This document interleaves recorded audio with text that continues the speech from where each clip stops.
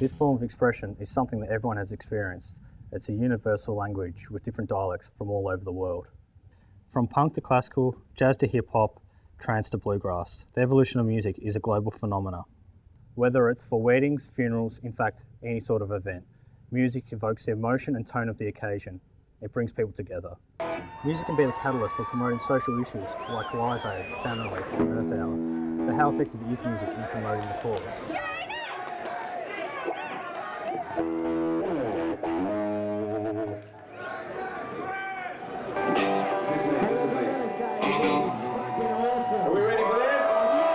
It's very easy to underestimate how much impact music has on people and how important a song can be to somebody in their life. If you go trawling back through all my songs, a lot of messages are very well disguised, but nonetheless some of the songs are quite loaded. You know, not every band is singing about political issues, but I think every musician I know cares about them.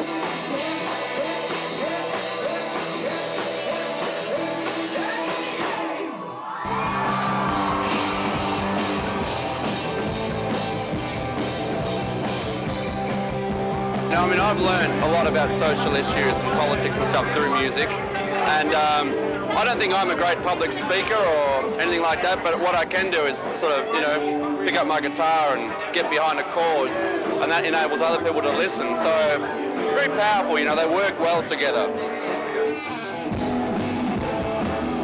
Yeah, as long as you ask questions and not make commands or statements. Hopefully it has a chain reaction of events. Whether it be turning off your lights, whether it be recycling, whether it be saying g'day to your neighbour, whatever, you know, people do want to band together and do want to help. But we know, as consumers, over the years, music, marketing and technology surrounding the art has changed and evolved. So, what changes have we seen in the industry to date? What I've seen change significantly is the amount of work it requires to get attention. Now, it's a cliche, but the world's a smaller place. There's a lot more information that passes around, you know, in a far more rapid way. Now it's just a lot easier to get original digital copies of the music, whereas when I was a kid you used to tape things on a cassette.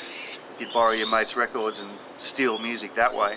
The biggest thing that I've noticed about the music industry is that it's not the pointy end of the youth culture revolution anymore. It's now multifaceted. In a way, the only thing that has really changed is that you can become quite famous very quickly now without having sort of maybe paid your dues, as they would say, I guess, in the music scene. There's just more bands. There's more bands coming in from overseas.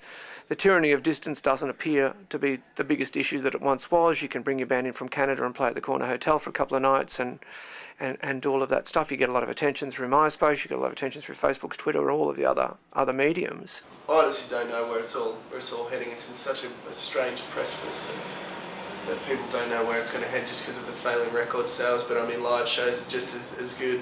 People are coming to certain shows, not going to certain other shows, so that's kind of the major change, I suppose, is just downloading. But you can't help it, you can't stop it, so... I think that's the most obvious thing's got to be the record company type promo thing that they, you know, come up with a band and then they put them in the producer and then they spit it out and they throw it at radio and it just seems to work. I think that kind of stuff has gone out the window. When I grew up, the youth culture revolution was led by the music industry, or by music was it, you know, the Beatles, the Rolling Stones. It was all about music, was what youth culture, that was your escape. I guess the internet's the main thing, and just the way that you market things and the way you virally spread things. And there was a more defining set of rules then, I think, about how you broke your band and where you went and played.